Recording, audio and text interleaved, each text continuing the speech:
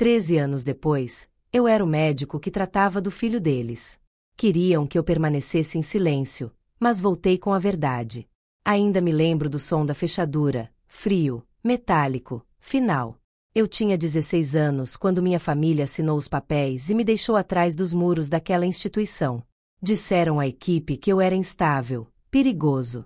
Chamaram isso de tratamento. Eu chamei de negligência.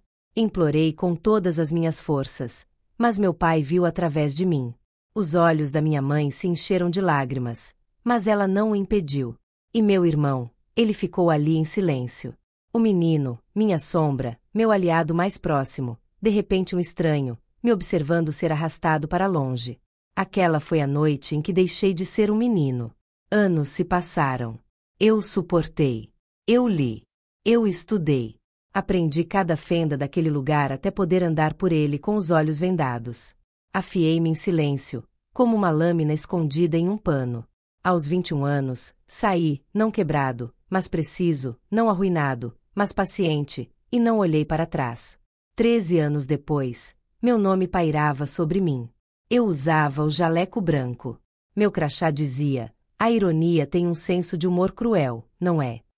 Eu estava aprendendo a mesma profissão da qual minha família dizia que eu precisava ser resgatado. Então, o destino me entregou o filho deles, o filho do meu irmão. Frágil, doente, dependente de mim. Seus registros médicos voltaram com um nome que me abalou. O filho do meu irmão. O mesmo irmão que esteve ao meu lado enquanto eu era apagado da minha vida. Olhei para o menino através do vidro e entendi que a história havia preparado o cenário. Eles vieram até mim rapidamente, meu irmão e sua esposa, frenéticos, com sorrisos ensaiados. Eles não esperavam me ver naquela sala. Eles não esperavam que o passado usasse um estetoscópio e segurasse a vida do filho deles com firmeza. Doutor, disse meu irmão em voz baixa e cuidadosa. Queremos manter a discrição. Uma tradução discreta, silenciosa e esquecida. Eles queriam enterrar meu passado mais fundo do que nunca. Minha carreira, minha reputação, um bem útil para eles. Mas eu não era mais o garoto que eles haviam aprisionado. Assenti educadamente. Não disse nada e silenciosamente comecei a digitar seu final. O primeiro passo foi obter informações simples. Solicitei arquivos antigos, históricos familiares, registros de seguro. A saúde do garoto não era a única fraqueza. Eram suas finanças.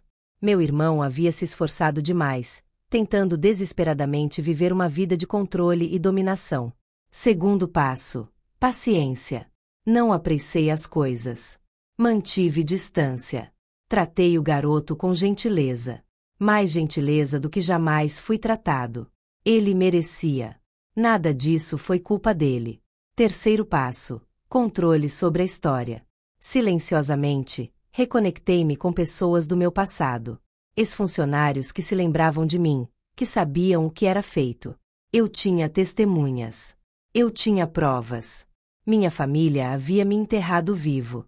Mas o rastro de papel ainda estava lá.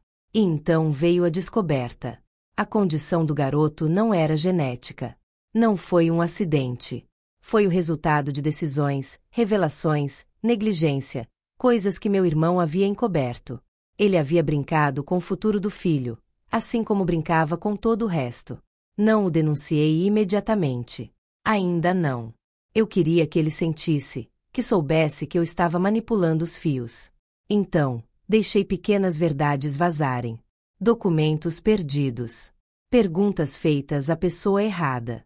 Seus colegas começaram a duvidar dele. Sua esposa começou a suspeitar que a vida perfeita deles estava desmoronando. Toda vez que ele me olhava do outro lado do balcão do hospital, eu via um lampejo de medo. Ele sabia que eu me lembrava. Ele sabia que eu não o havia perdoado. O confronto ocorreu em uma noite de tempestade. A enfermaria estava silenciosa. Máquinas zumbiam suavemente enquanto seu filho dormia. Meu irmão se aproximou de mim, com os dentes cerrados, os olhos brilhando. "O que você quer?" perguntou. Olhei para ele calmamente. "Ele queria que você soubesse como ele se sente." Ele estremeceu, como se as palavras cortassem mais fundo do que um bisturi. Você me deixou nessa situação, eu disse. Você os fez pensar que eu estava acabado. Você tirou minha voz, minha vida, meu lugar nesta família. Sua respiração estava irregular, sua máscara caindo. E então eu me inclinei para mais perto. Você está vendo tudo desmoronar. Seu negócio, seu casamento, sua reputação. Pouco a pouco. Você sabe quem tomou o seu lugar? Ele engoliu em seco. Quem? Eu. O silêncio se estendeu, denso, absoluto. Eu queria atacar, mas não podia. Não ali. Não com o filho dele, indefeso na cama ao nosso lado, dependendo dos cuidados que só eu podia oferecer. Esse foi o golpe final. Ele não estava mais no controle. Eu estava. No final, eu não destruí o filho dele. Eu o salvei. Dei ao menino a chance que nunca tive, porque minha vingança nunca foi crueldade. Era justiça, equilíbrio.